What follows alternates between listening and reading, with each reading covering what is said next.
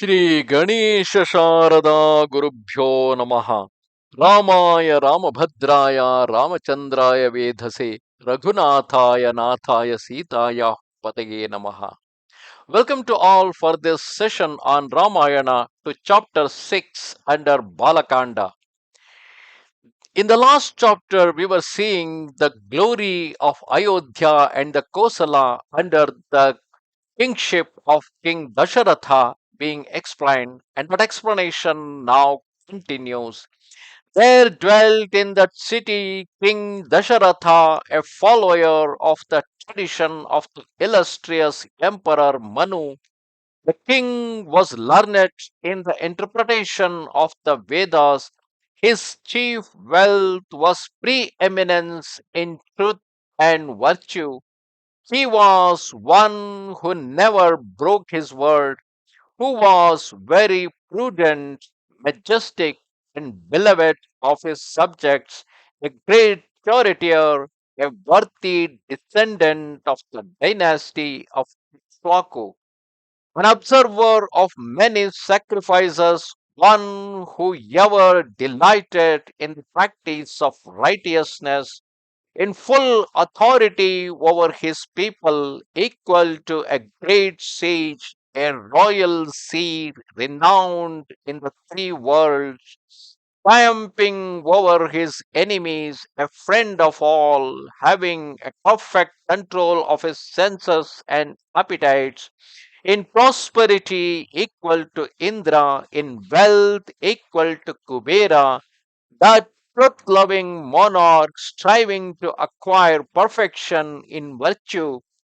worldly prosperity, and happiness, ruled the city as the celestial monarch Indra ruled Amaravati. The people in that city were happy, virtuous, learned, experienced, each satisfied with his state, practicing his own calling without avarice and of truthful speech. None was indigent or dwelt in a mean habitation. All lived happily with their families, possessing wealth, grain, cattle, and horses. In that city of Ayodhya, none was a miser or a swindler, none was mean spirited, proud, rash, worthless, or an atheist. Men and women were of righteous conduct, fully self controlled, and in their pure and chastity behavior they equaled the great sages.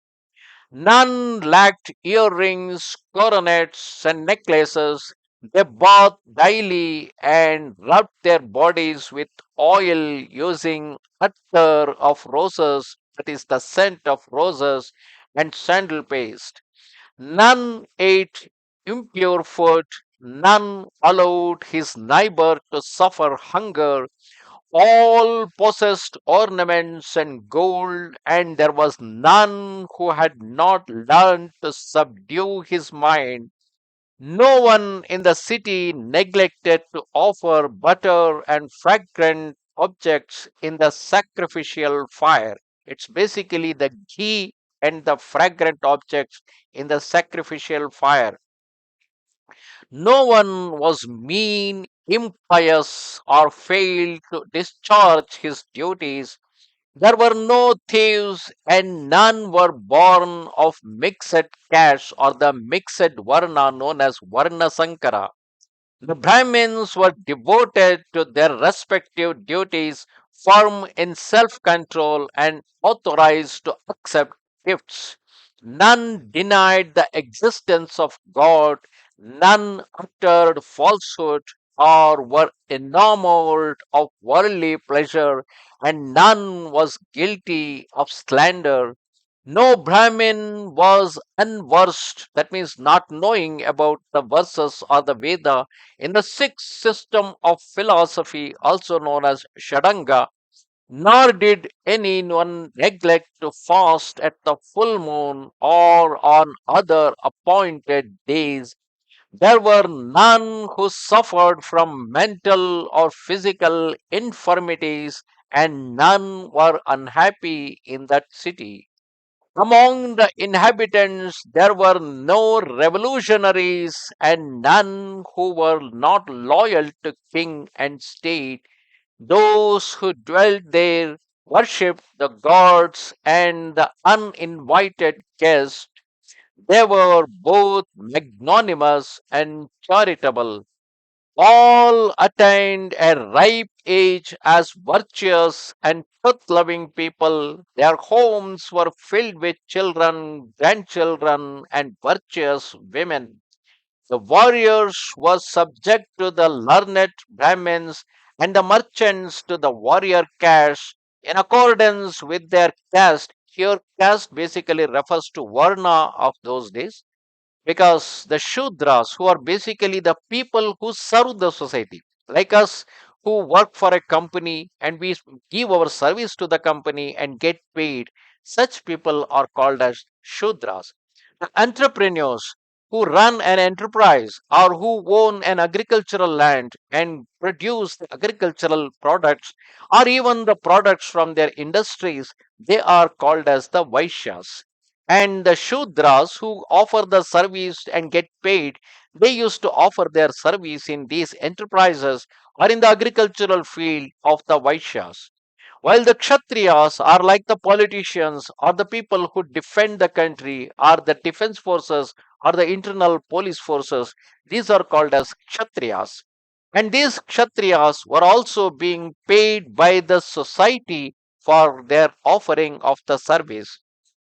Whereas Brahmanas are the people who are learned people who are always involved in the studies, and like the scientists and others who are also need to be taken care of by the society for the sake of continuing the knowledge of the society. So Brahmins used to continue the knowledge and develop and continue the knowledge of the society, while the Kshatriyas used to protect the society, while the Vaishyas used to take care of the economic needs of the society, and Shudras were offering the services to all of them with their skills, and because of the services that is offered by them, they were getting paid for that. The warriors were subject to the learned Brahmins and the merchants to the warrior class.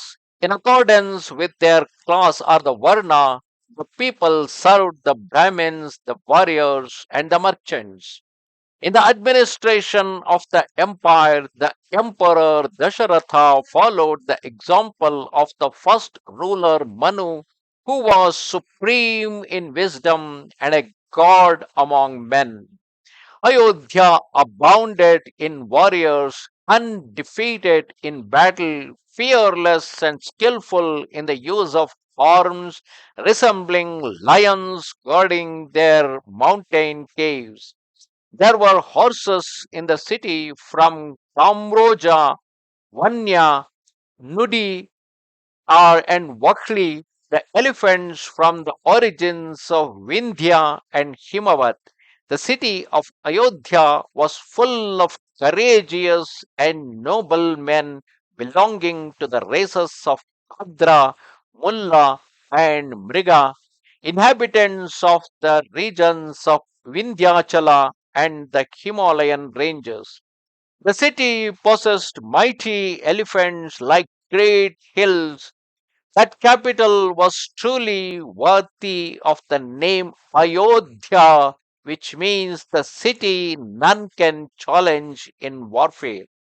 Dwelling there, the emperor Dasharatha, ruling the kingdom, resembled the moon in the mid of countless stars.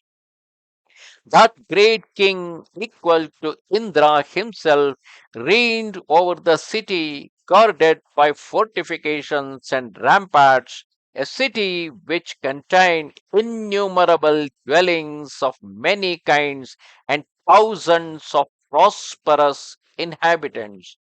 Thus ended chapter 6 under the Balakanda of Ramayana, explaining the glory of the city of Ayodhya. नमस्ते शारदा देवी काश्मीरपुरवासिनी त्वामहं प्रार्थये नित्यं विद्यादानं च देहि मे. Goodbye.